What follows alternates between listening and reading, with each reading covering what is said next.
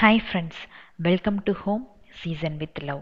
எல்லோரும் சந்தோஷமாகவும் ஆரோக்கியமாகவும் இருக்கீங்க அப்படின்னு நான் நம்புகிறேன். இன்றைக்கி ஒரு ஹாஃப் டே ரொட்டீனை vlog-ஆ ஷேர் பண்ணியிருக்கிறேன். அன்னைக்கு அம்மா ஊருக்கு போயிருந்தாங்க. ஸோ அன்னைக்கு டே எப்படி போச்சு அப்படிங்கிறத இன்றைக்கி ஒரு vlog-ஆ ஷேர் பண்ணியிருக்கிறேன். ரொம்ப ரொம்ப பிஸியான நாள். நாங்கள் எல்லாருமே பார்த்திங்கன்னா ரொம்ப அழுக்கு பிடிச்ச மாதிரி அப்படியே சுற்றிட்டே இருந்திருப்போம். பட் கேஷுவலான ஒரு டே ரொட்டீனை இன்றைக்கி ஷேர் பண்ணியிருக்கேன். மித்து கொஞ்ச நாளாக ப்ளே ஸ்டேஷன் கேட்டுகிட்டே இருந்தான். நான் சொல்லியிருந்தேன் இல்லையா, பஸ்ஸு அவனே ஓட்டுற மாதிரி வேணும் வேணும்னு கேட்டுகிட்டே இருந்தான்ட்டு. ஸோ அது வாங்கி கொடுக்க முடியல. ப்ளே ஸ்டேஷன் பார்த்துட்டு அவன் ஃப்ரெண்டு வீட்டில் பார்த்துட்டு ரொம்ப ஆசைப்பட்டான். சரி அதனால வாங்கி கொடுக்கலாம் அப்படின்ட்டு ஒரு 6 மாதமாக அந்த பையன் கெஞ்சி கூத்தாடினதுக்கப்புறம் அன்னைக்கு தான் வாங்கினேன். பாப்பா தான் அதெல்லாம் கொஞ்சம் ஃபிட் பண்ணி கொடுத்துட்டு இருந்தான். முந்தின நாள் நைட்டு தான் வாங்கிட்டு வந்தது. நைட்டு மாட்ட முடியாது, லேட் ஆயிடுச்சுன்னு சொல்லி அவனை தூங்க வச்சுட்டேன். நடுராத்திரியில் கூட எந்திரிச்சு காலையில் எத்தனை மணிக்கு அது மாட்டுவாங்க அம்முக்கா, அம்முக்கா சீக்கிரம் எந்திரிக்க சொல்லு அப்படின்ட்டு ஒரே ரகலை. மாட்டினதுக்கப்புறம் தான் அவனுக்கு ஒரு திருப்தியே ஆச்சு.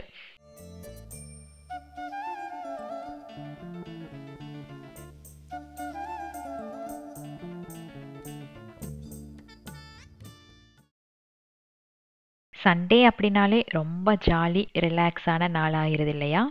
நான் நல்லா சொதம்ப தலையில் எண்ணெய் வச்சுட்டேன்.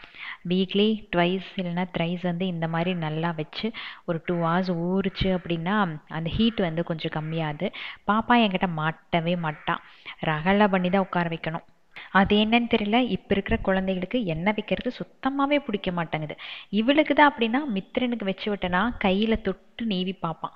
கையில் எண்ணெய் வந்துச்சு அப்படின்னா அன்றைக்கி ஹேர் வாஷ் எடுக்கணும். அது என்ன ஸ்டைலோ என்னன்னு தெரியல. பட் நாம் சின்ன வயசில் இருக்கும்போது நிறையா எண்ணெய் வச்சு ரிப்பன் வச்சு பின்னிட்டு போவோம். அதில் முடி நல்லா வளரும், அடர்த்தியாக இருக்கும். அதுக்கப்புறம் நம்மளோட லைஃப் ஸ்டைலும் சேஞ்ச் ஆகுது, முடியெல்லாம் போகுதுன்னு வச்சுக்கோங்க. அது ரெண்டாவது ப்ராப்ளம். ஆனால் இப்போ இருக்கிற குழந்தைகளுக்கு சின்ன வயசுலேயே தலைமுடி ஃபுல்லாக உதிர ஆரம்பிச்சிருது. ஏன்னா அவங்கள கண்டிஷ்னர் போட, கண்ட கண்ட ஷாம்பு போட, அப்புறம் ஏதோ சீரம் இந்த மாதிரியெல்லாம் எக்கச்சக்கமாக யூஸ் பண்ணுறதுனால முடியோட அடர்த்தி, அதோட ஹெல்த்து எல்லாமே சுத்தமாக போயிடுது. எனக்கு பாப்பாவுக்கு நல்லா எண்ணெய் வச்சு மேலே தூக்கி போனி போட்டு விட்டேன் அப்படின்னா ரொம்ப பிடிக்கும். அவள் ஃபேஸே அழகாக இருக்கும். நான் தான் சொல்லுவேன், டெய்லி இந்த மாதிரி நல்லா சீவி ஸ்கூலுக்கு போ, எனக்கு ரொம்ப பிடிக்குது அப்படின்னு. ஆமாம், இப்படி தான் எண்ணெய் வடிஞ்சிட்டு போவாங்களா, ஒரு ஃப்ரெஷ்னஸே இருக்காது அப்படின்பா. எனக்கு முடி போனதுக்கு முழு காரணம் என்னென்னா, ஒன்று ஹாட் வாட்டர், உப்பு தண்ணி எனக்கு சுத்தமாக சேராமல் இருந்தது ஒன்று. ரெண்டாவது எனக்கு சிக்கன் பாக்ஸ் போடும்போது உடம்புல சுத்தமாக போடல, ஃபுல்லாகவே தலையில் தான் நிறக்க போட்டிருந்தது. அதுக்கப்புறம் குழந்த பிறந்தது, அந்த ஸ்ட்ரெஸ் அப்படி இப்படின்ட்டு முடியை கட் பண்ணேன். இப்படியே என் முடி சுத்தமாக போக ஆரம்பிச்சிருச்சு. தைராய்டு ப்ராப்ளம் கொஞ்சம் வந்தது. இப்போ நார்மலாக இருக்குது. பட் தைராய்டு ப்ராப்ளம் இருக்குன்னே தெரியாமல் ட்ரீட்மெண்ட் பண்ணி அதில் நிறையா முடி போச்சு. இந்த மாதிரி தான் எனக்கு முடி போச்சு. பட் ஃபுட்டில் கொஞ்சம் கண்ட்ரோல் பண்ணிவிட்டு நல்லா ப்ரோட்டீன் எடுத்துக்கிட்டேன் அப்படின்னா எனக்கு டிஃப்ரென்ஸ் தெரியுது. இப்போ முடி கம்மியாக இருந்தாலும் அட்லீஸ்ட் உதிராமல் இருக்குது, அது வரைக்கும் ஓகே அப்படிங்கிற மாதிரி வச்சுக்கோங்களேன். பட் பாப்பாவுக்கு முடி அவ்வளோ நல்லா அடர்த்தியாக இருக்கும். அவளுக்கு முடி போனதுக்கு காரணம் அவளோட லைஃப் ஸ்டைல் சேஞ்சஸ் தான். இந்த டிவியில் பார்க்குறாங்க இல்லையா, ஷாம்பு இதெல்லாம் வாங்கி வாங்கி மாற்றி மாற்றி போட்டுட்டு, அது போட்டோம் அப்படின்னா நமக்கு அப்படியே ஆடில் வர மாதிரி முடி இருக்கும் அப்படின்னு நினச்சி வாங்கி போட்டு அதில் போன முடி தான். பட் இப்போ அதை ரியலைஸ் பண்ணிவிட்டு சொல்கிறா, எனக்கு எண்ணெய் வச்சு விடுங்க, 2 days ஒன்ஸ் நைட்டுக்கான வச்சு விட்றீங்களா அப்படிங்கிற மாதிரி இப்போ தான் கொஞ்சம் ஸ்டார்ட் பண்ண ஆரம்பிச்சிருக்கான். நாம் சொன்னால் புரியாது, பட்டு தெரிஞ்சுக்கிட்டாங்க அப்படின்னா அதுக்கப்புறம் மறுபடியும் அந்த தப்பை செய்ய மாட்டாங்க. ஹரிஷ்மிதாக்கு தலையில் எண்ணெய் வைக்கிறது எவ்வளோ கஷ்டமோ அதை விட பயம் மித்ரனுக்கு இந்த நெயில் கட் பண்ணுறது. எப்போ அவங்க அப்பாட்ட தான் மாட்டுவான். மாட்டுனா அப்படின்னா அவங்க அப்பா ஏதோ ஒரு இடத்துல புண்ணு பண்ணிடுவார். ரொம்ப டீப்பாக கட் பண்ணுவார். நான் சொல்லுவேன், அந்த மாதிரி கட் பண்ணாதீங்க, மேலாப்பில் கட் பண்ணி விடுங்க, ஒரு 4 நாளைக்கு ஒருக்கா கட் பண்ணால் கூட போதுன்ட்டு. பட் கேட்க மாட்டார். எப்போ நெயில் கட் பண்ணாலும் சின்னதாக கொஞ்சம் காயமாகி ரத்தம் வந்துடும். அதுதான் அவன் நெயில் கட் பண்ணும் போது கரெக்டாக சொல்கிறான், அப்பா இருந்தால் எனக்கு வலிக்குள்ள ரத்தம் வர வச்சிருவாருல்ல அப்படின்ட்டு. வேலை செய்ய வரைக்கும் கஷ்டமாக இருக்கும். ஒன்ஸ் ஆரம்பிச்சிட்டோம் அப்படின்னா அடுத்தடுத்து வேலைகள் பண்ணுறதுக்கு ரொம்ப இன்ட்ரெஸ்ட் ஆயிரும். ஸ்லிப்பர்ஸ் எல்லாம் அடுக்கி வைக்கலாம் அப்படின்ட்டு எடுத்து வச்சு அப்புறம் பார்த்தீங்கன்னா நிறையா இந்த ஆடி மாத காற்றுக்கு ஃபுல்லாக டஸ்ட் ஏறி கிடக்குது. அது இல்லாமல் ஹரிஷ்மிதா மித்ரன் யூஸ் பண்ணாத ஷூஸ் நிறையாவே இருந்தது. சரின்ட்டு அதெல்லாம் கொஞ்சம் எடுத்து டிஸ்போஸ் பண்ணி விட்டுட்டு தேவையானதை மட்டும் வச்சுட்டு எல்லாத்தையும் வாஷ் பண்ணி எடுத்து வச்சிடலாம் அப்படின்ட்டு அந்த வேலைகள் கொஞ்சம் பண்ணினேன். இங்க வந்ததுக்கப்புறம் பார்த்தீங்கன்னா, நம்ம ஊர்ல இருக்கிற மாரி ஒரு ஃபீல் தான். தனியா ஒரு காம்பவுண்டு, சைட்ல நெறையா வந்து குட்டி, குட்டி பைப்பு. அதாவது கிராமத்துல எப்படி இருப்போமோ, அதே மாரி ஒரு ஃபீல். ஸோ மித்துக்கு வந்து ஃபர்ஸ்ட்டு கொஞ்சம் அட்ஜஸ்ட் ஆகாம இருந்தான். அதுக்கப்புறம் பார்த்தீங்கன்னா, இங்க கொஞ்சம் ஸ்பேஸ் இருக்கு இல்லையா? சுத்தி முத்தி யாரும் எதுவும் சொல்ல மாட்டாங்க. சொன்னா நான் மட்டும் தான் சொல்லணும், திட்டுறது, பண்றது எல்லாமே. ஸோ நாமளே ராஜா, நாமளே மந்திரிங்கிற மாதிரி எல்லா இடத்துலயும் பூந்து விளையாண்டுருவான். செடிகள் மட்டும் அப்படியே கசகசன்ட்டு இருக்குது. அது இந்த சண்டேனாலும் எடுத்து வைக்கணும் அப்படின்ட்டு ஒரு பிளான் பண்ணி வச்சிருக்கேன். இவங்கள ஓர்சல் பண்ணிட்டேன் அப்படின்னா ஓரளவுக்கு திருப்தியா இருக்கும். ஏன்னா வந்தப்போ எப்படி எடுத்து வச்சோமோ அதே மாதிரி தான் இருக்கோ தவிர ஒரு சில பிளான்ட்ஸ் மட்டும்தான் உள்ள போயிருக்கு. இதெல்லாம் பார்க்கும்போது கொஞ்சம் கஷ்டமா இருக்கு. இப்படி நம்ம வச்சிருக்க மாட்டோம் இல்லையா? செடிகளை மட்டும் அரேஞ்ச் பண்ணிட்டேன் அப்படின்னா வீடு ரொம்ப அழகா இருக்கும். ஆக்சுவலா இந்த சைடுல இருக்கிற பைப் வந்து யூஸ் பண்ணக்கூடாது அப்படின்ட்டு மித்ரன் கிட்ட அடிக்கடி சொல்வேன். ஏன்னா தண்ணியில விளையாண்டுட்டே இருக்கிறது அப்படியே ஓப்பன் பண்ணி விட்டுட்டு சில நேரத்துல போயிடுவான். நமக்கு வந்து தண்ணி அந்த ஆத்து தண்ணி வர்றது தான். வாரத்துல ஒரு 3லேருந்து 4 நாள் வரும். அந்த தண்ணி வந்து ரொம்ப ஜாஸ்தியா வராது. அந்த ஒரு நாள் 2 நாள் நம்ம வந்து யூஸ் பண்ணிக்கிற அளவுக்கு இருக்கும் அவ்வளோதான். கொஞ்சம் ஜாஸ்தியா யூஸ் பண்ணாலும் கண்டிப்பா டேங்கர் வந்து தான் நமக்கு தண்ணி ஊற்றணும் அந்த மாதிரி தான் இருக்கும். ஸோ அதனால் மிரட்டுவேன், இந்த பைப்பு யூஸ் பண்ணாத, தண்ணியில் விளையாடக்கூடாது அப்படின்ட்டு. அன்னைக்கு நான் ஷூ எடுத்து கழுவ ஆரம்பித்தோடனே மித்ரனுக்கு ஒரே குஷி. அப்படியே எனக்கு ஹெல்ப் பண்ண மாதிரி ஆச்சு, தண்ணியில் விளையாண்ட மாதிரி ஆச்சு அப்படின்ட்டு எல்லாத்தையும் வந்து நீட்டாக அவனே வாஷ் பண்ணி எடுத்து காய வச்சிட்டான். ஷூஸ் எல்லாம் வாஷ் பண்ணி வச்சதுக்கப்புறம் காரும் கையோட கழுவி விட்டுறலாம் அப்படின்ட்டு மித்துக்கிட்ட கேட்டேன். அவன் தான் தண்ணியில் விளையாடுறக்கு ஒரே குஷியாக இருப்பானே, சரின்ட்டு நானே கழுவுறமா, நீ தொடச்சி மட்டும் விடுமா அப்படின்னா. சரி ஓகேன்ட்டு கையோட அந்த வேலைகளும் முடிச்சாச்சு. இங்கே வந்ததுக்கப்புறம் கார் வந்து சர்வீஸுக்கு விடலை. அதை செக் பண்ணி விடணும். எல்லாத்தையும் வந்து கொஞ்சம் எஸ்டிமேட் போட்டு கரெக்டான ஆளுகிட்ட கொடுத்து வாங்குறதுக்குள்ள ஒரு பெரிய வேலையாக தான் இருக்குது. எனக்கு இது எல்லாமே அஹ், புதுசு தானே. ஸோ ஒவ்வொரு தடவையும் வந்து யோசிச்சு யோசிச்சு தான் பண்ண வேண்டியது இருக்குது. இப்போ தான் டூ வீலர் வந்து சர்வீஸுக்கு கொடுத்து வாங்கி வச்சேன். அது கொடுத்து வாங்கும் போதே நமக்கு ஒரு 6,000 to 7,000 பக்கம் வந்துருச்சு. கார் எனக்கு தெரிஞ்சு இந்த சின்ன காருக்கு சாண்ட்ரோக்கு ஒரு தடவை நான் வந்து சர்வீஸுக்கு விட்டு எடுக்கும்போது 18,000 வந்தது. பட் அப்பா இந்த தடவை வந்து டயர் எல்லாம் சேஞ்ச் பண்ணிக்கோ, உன்னோட சேஃப்டிக்காக சொல்கிறேன் அப்படின்ட்டு சொல்லிகிட்டே இருக்காரு. ஸோ இந்த தடவை இதை சர்வீஸுக்கு விட்டோம் அப்படின்னா கண்டிப்பாக டயர்ஸ் எல்லாமே மாற்றணும். பெரிய பட்ஜெட் தான் கிளியும் அப்படின்ட்டு கொஞ்ச நாளைக்கு அப்படியே வச்சு ஓட்டலான்னு ஓட்டிகிட்ருக்கேன். இப்போதைக்கு ஓகே, டயரெல்லாம் நல்லா தான் இருக்குது. இனி ஒரு 1 வீக்கில் எப்படியாச்சும் காரை சர்வீஸுக்கு கொடுத்து வாங்கணும். மந்த் ஃபர்ஸ்ட்டில் ஒரு பட்ஜெட் போடுவேன். ஆனால் அதுக்கு மந்த் எண்டில் இருக்கிற பில்லுக்கும் வந்து சம்மந்தமே இருக்காது. எங்கிருந்து எப்படி எப்படியோ செலவுகள் வந்து நிற்குது. இந்த எப்படி வந்து மேனேஜ் பண்ணுறது அப்படிங்கிறக்கே எனக்கு ஒரு ஒரு வருஷம் ஆயிரும்னு நினைக்கிறேன். சில நேரத்தில் எனக்கு தோணும் இதுவும் கடந்து போகும் அப்படின்ட்டு. ஆக்சுவலாக அது கடந்து போகாது, இதுவும் வந்து நமக்கு பழகி போகும் அப்படிங்கிறது தான் உண்மை. ஆனா இங்க வந்து மெய்டு அவங்களுக்கு குடுக்குற காசு கம்மி, வீடோட ரெண்ட் கம்மி. அப்புறம் காருக்காகிற செலவு, அதாவது இது துடைக்கிறக்கே வந்து நாங்க பெங்களூர்ல இருக்கும்போது மாசம் 2000லேருந்து 2500 என்னமோ பே பண்ணிட்டு இருந்தோம். ஸோ அது எல்லாமே வந்து சுத்தமா கட் ஆயிருச்சு. நல்ல வேளை அதெல்லாம் கட் ஆனங்காட்டி கொஞ்சம் மேனேஜபிளா இருக்கு.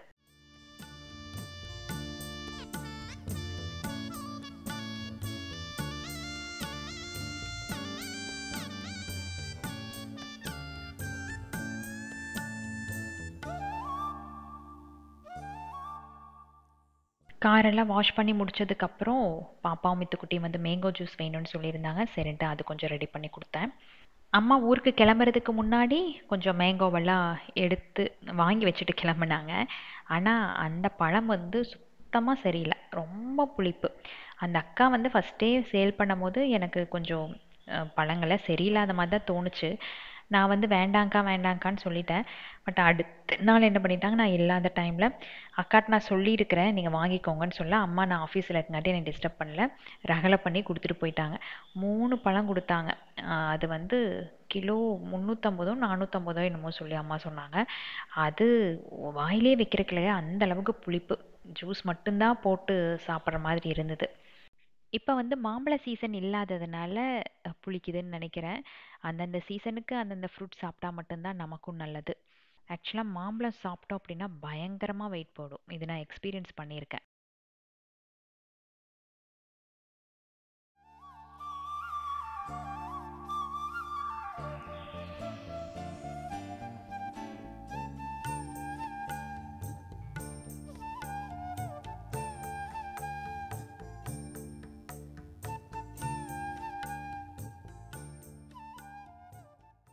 எவ்வளோ தான் வந்து வீட்டில் ஆக்டிவிட்டீஸ் கொடுத்தாலுமே, எவ்வளோ வந்து கேம்ஸ் க்ரியேட்டிவாக அவங்களுக்கு மைண்ட் கொஞ்சம் வேலை செய்கிற மாதிரி வாங்கி கொடுத்தாலுமே, கொஞ்சம் கேப் கிடைச்சா டக்குன்னு ஃபோனை எடுத்து உட்காந்துடுறாங்க.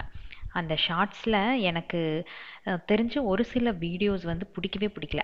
ஏன்னா அவங்க அந்த குழந்தைங்க பேசுகிற லாங்குவேஜ் வந்து டோட்டலாகவே டிஃப்ரெண்ட்டாக இருக்குது. அதை ஒரு 10 வீடியோ பார்த்தா நமக்கே வந்து அந்த மாதிரி பேச்சுகள் தான் வருது. ஸோ அதை வந்து மித்ரன்கிட்ட மிரட்டி சொல்லியாச்சு, இன்னொருக்கா நான் பார்த்தேன் அப்படின்னா அடி கொடுப்பேன் அப்படின்ட்டு. அப்பப்போ நான் இல்லாதப்ப சார் ஓப்பன் பண்ணி அதை பார்த்துறது. ஸோ அவங்களுக்கு ஜூஸ் போட்டு கொடுத்துட்டு அதுக்கப்புறம் கொஞ்சம் துணிகள் நிறையா இருந்தது, சரின்ட்டு அதை வாஷ் பண்ணுறதுக்கு போட்டுட்டேன். அடுத்த நாள் ஸ்கூலுக்கு போடுறதுக்கு வேணுமே அப்படின்ட்டு. அதுக்கப்புறம் மேட்டு வந்து இப்போ வாஷிங் மிஷினில் போடுறதுக்கே இல்லை. போட்டேன் அப்படின்னா எங்கள் அம்மா நல்லா எனக்கு கொடுப்பாங்க. ஏன்னா ஃபுல்லாக மைலோ வந்து சுசு போய் போய் வச்சிருது. எங்கே மேட்டு பார்த்தாலும் சார் அது மேலே தான் நிற்கிறது. ஸோ அது எல்லாத்தையும் வந்து கையில் தான் வாஷ் பண்ணி போட்டுட்ருக்கேன். இந்த வேலைகள் எல்லாமே வந்து அம்மா பண்ணிடுவாங்க, என்னை பண்ண விட மாட்டாங்க. ஏன்னா காலையில் நேரமே நான் கிளம்பணும் அப்படின்ட்டு. ஸோ அவங்களுக்கு வந்து கொஞ்சம் எக்ஸசைஸ் இருக்கணும் அப்படின்ட்டு மேட்டு, அப்புறம் துணி காய வைக்கிறது, இந்த மாதிரி வேலைகள் எல்லாத்தையுமே வந்து அம்மா பார்த்துக்கிறாங்க. இங்கே ஒரு பிரச்சனை இல்லாத என்னன்னு பார்த்தீங்கன்னா, வீட்டுக்குள்ளே வந்து சுசு போகிறது இல்லை. வந்த புதுசில் கொஞ்சம் அங்கங்கே போயிட்டு இருந்து, பட் இப்போ வந்து மேட். ஸோ மேட்டில் வந்து பழகினதுக்கப்புறம் நம்ம வந்து ஏதாச்சும் டோர் ஓப்பன் பண்ணி வச்சோம் அப்படின்னா சுற்றி மண் இருக்கு இல்லையா, அதில் ஏதாச்சும் ஒரு இடம் பார்த்து போட்டுருது. வேக்சினேஷன் முடிஞ்சதுக்கப்புறம் தான் கொஞ்சம் வெளியே கூப்பிட்டு போய் பழக்கி அதுக்கப்புறம் கொஞ்சம் இந்த பாட்டி ட்ரைனிங் எல்லாம் பண்ண ஆரம்பிக்கணும். எனக்கு டைம் இருக்குமா என்னன்னு தெரியல, ஹரிஷ்மிதா பார்த்துக்கிறேன்னு சொல்லியிருக்கிறா. அது நிஜமா பொய்யான்ட்டு இனி வர நாட்களில் தான் தெரியும். எவ்வளோ வேலைகள் செஞ்சாலும் எண்ட் ஆஃப் த டே நல்ல ஒரு தூக்கம் வரும்னு சொல்லுவாங்க இல்லையா, பட் அந்த தூக்கம் எனக்கு வர்றதே இல்லை.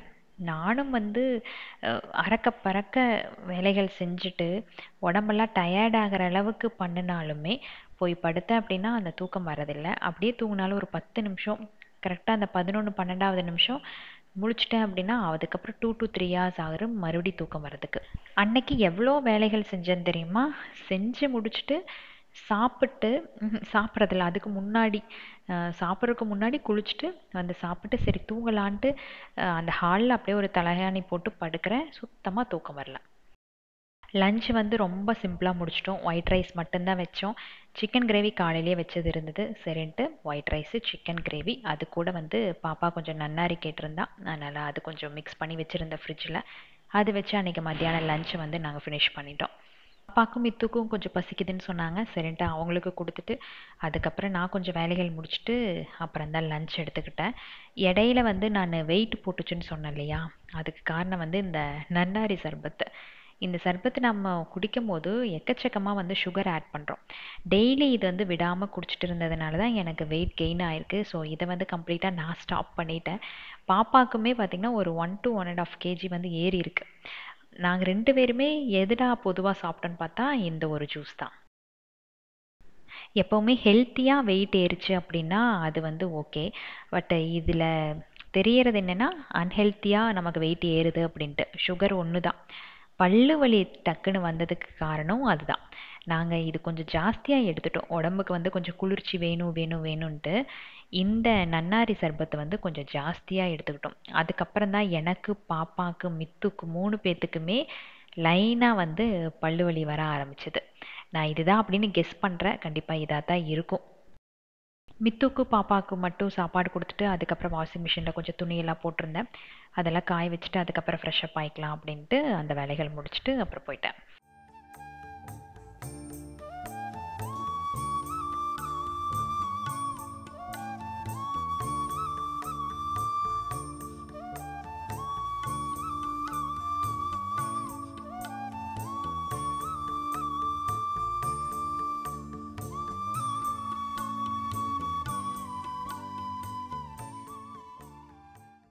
அதுக்கு மேலே வந்து சன்லைட் படக்கூடாதுன்னு அம்மா ஒரு கவரை போட்டு மூடி வச்சுருக்காங்க.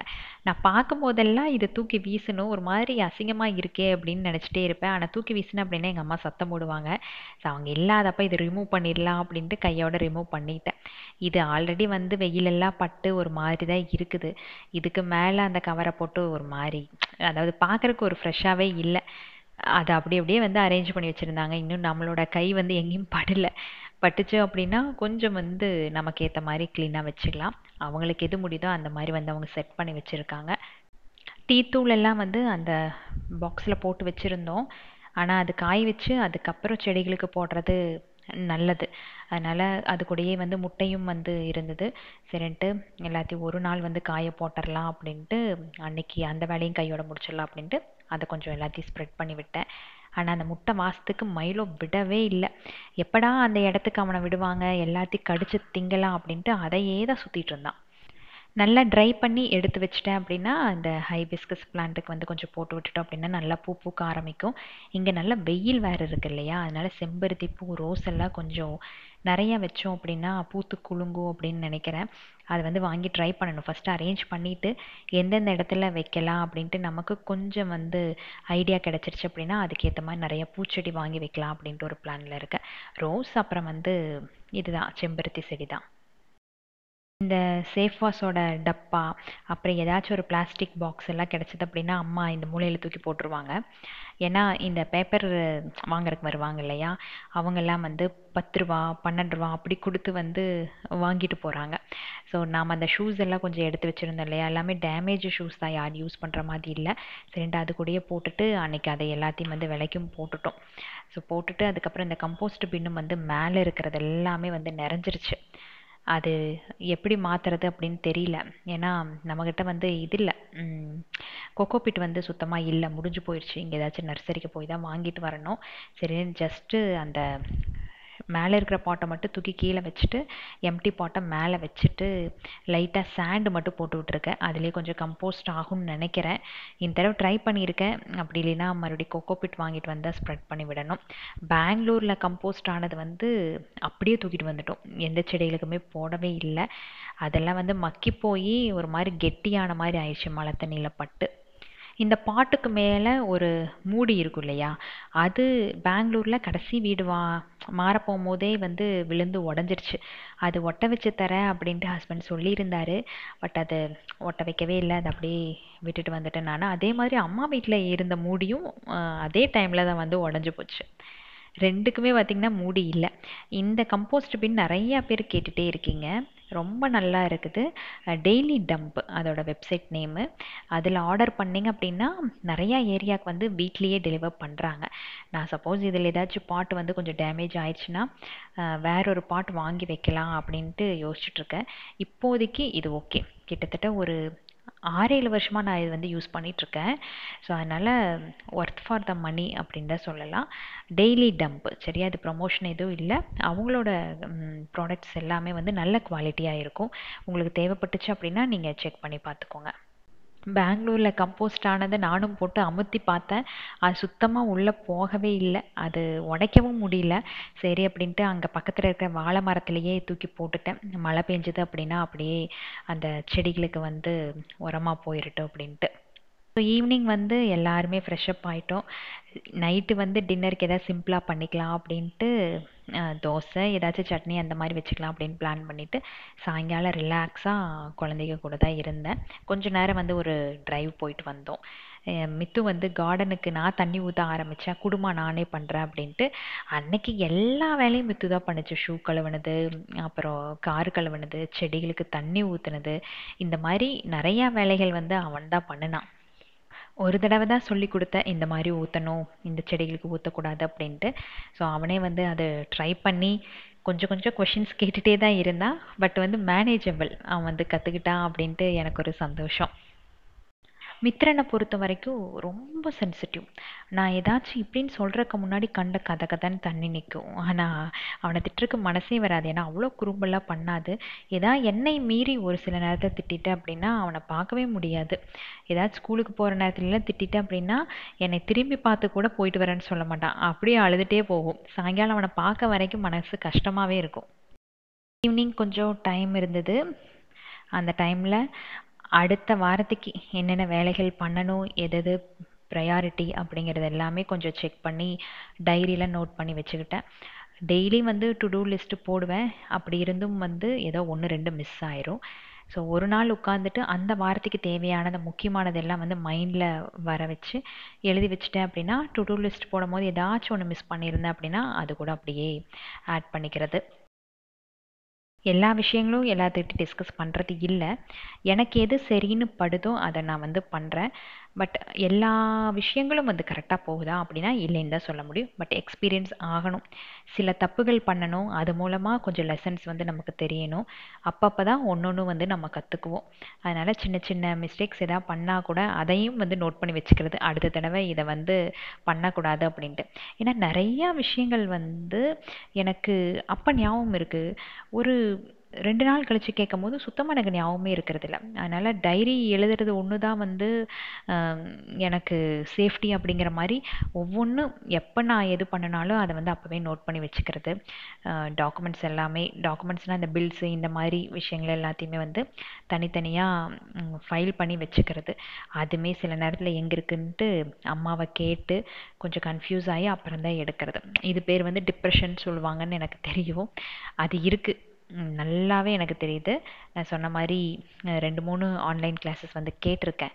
அதில வந்து ஸ்லாட்ஸ் கரெக்ட்டா கிடைச்சிருச்சு அப்படின்னா ஜாயின் பண்ணிக்குவேன்.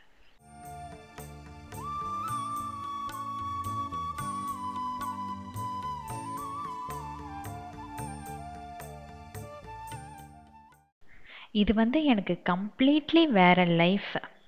அதாவது எந்த அளவுக்கு நான் வந்து கொஞ்சம் ஃப்ரீயா வீட்டை வந்து மேனேஜ் பண்ணிட்டு இருந்தனோ, அதுக்கு அப்படியே ஃபுல்லா தலைகீழா போயிருச்சு அப்படின்னு தான் சொல்லலாம்.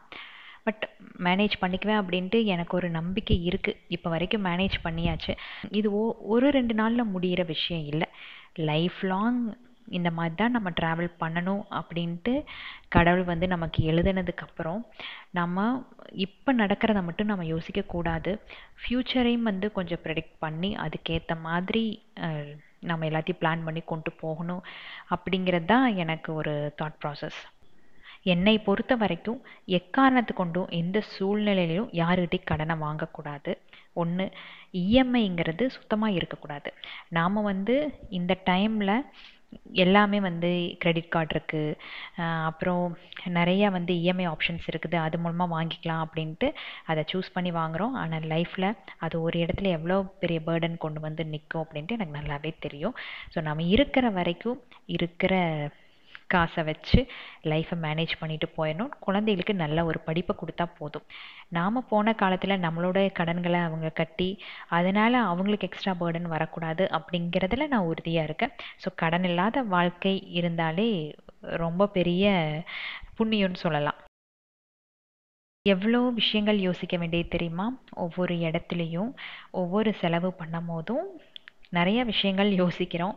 நான் என்னோட இடத்துல இருந்து யோசிக்கிறத விட இது அவர் இருந்திருந்தா எந்த மாதிரி சூஸ் பண்ணியிருப்பாரு அப்படின்னு தான் நான் யோசிப்பேன். அதாவது இப்போ இன்டர்நெட் பேக்கேஜே எடுத்துக்கோங்களேன். அதில் நிறையா வந்து ஆப்ஷன்ஸ் கொடுப்பாங்க. நான் வந்து மேலோட்டமாக பார்த்து எடுப்பேன். பட் அந்த இடத்துல ஸ்ரீஹரி இருந்திருந்தா எந்த மாதிரி யோசிச்சிருப்பாரு, எந்த மாதிரி அவங்கக்கிட்ட பேசி நமக்கு ஒரு நல்ல பிளான் எடுத்து கொடுப்பாரு அப்படிங்கிற மாதிரி யோசித்து ஒவ்வொன்றும் அந்த மாதிரி தான் வந்து இம்ப்ளிமெண்ட் பண்ணி போயிட்டுருக்கேன். ஈவன் ஆஃபீஸில் கூட அப்படி தான். ரொம்ப ஹார்ஷாலாம் நான் யாரு கூடயும் பேசினதில்லை. அவரும் அப்படிதான், யாரு கூடயும் அவ்வளோ ஹார்ஷாலாம் பேச மாட்டார். சில நேரத்தில் ஸ்டெப் எடுக்கணும் அப்படின்னா ஒரு சின்ன ஃபயர் கொடுப்பாரு. ஆனால் அதுக்கு வேலை வந்து நல்லா நடக்கும். தப்பு அவங்க மேலே தான் இருக்கும். பட் இருந்தாலும் அந்த இடத்துல அதை சொல்லி காட்டணும் அப்படிங்கிறக்காக அவர் அடித்து பேசுவார். ஸோ அந்த மாதிரி சில விஷயங்களும் ஆஃபீஸில் போய் உட்காரும் போது நான் பண்ணுறேன். என்னை அறியாமல் அது வருது. ஏன்னா அவர் பேசுனது பண்ணது எல்லாமே வந்து நமக்கு தெரியும். 17 வருஷ வாழ்க்கை இல்லையா? ஸோ அதனால் அதிலிருந்து சில விஷயங்கள் எடுத்து எடுத்து என்னோட லைஃப்பில் கொண்டு போயிட்டுருக்கேன். ஸோ இனி வர வீடியோஸில் எந்த மாதிரி எக்ஸ்பென்சஸ் ஆகுது, இதை எப்படி வந்து நம்ம கொஞ்சம் கண்ட்ரோல் பண்ணலாம் அப்படிங்கிறதெல்லாம் நான் வந்து ஷேர் பண்ணுறேன். எனக்கு தெரியுதா இல்லையோ, பட் உங்களுக்கு வந்து நிறைய எக்ஸ்பீரியன்ஸ் இருக்கும். ஸோ அதை வந்து கமெண்ட்டில் ஷேர் பண்ணுங்கள். நான் அதை அப்படியே ஃபாலோ பண்ண ஆரம்பிச்சுக்கிறேன். ஸோ நெக்ஸ்ட் வீக் இன்னொரு லாங் வீடியோவில் உங்களை நான் சந்திக்கிறேன். Keep supporting me. Thanks for வாட்சிங்.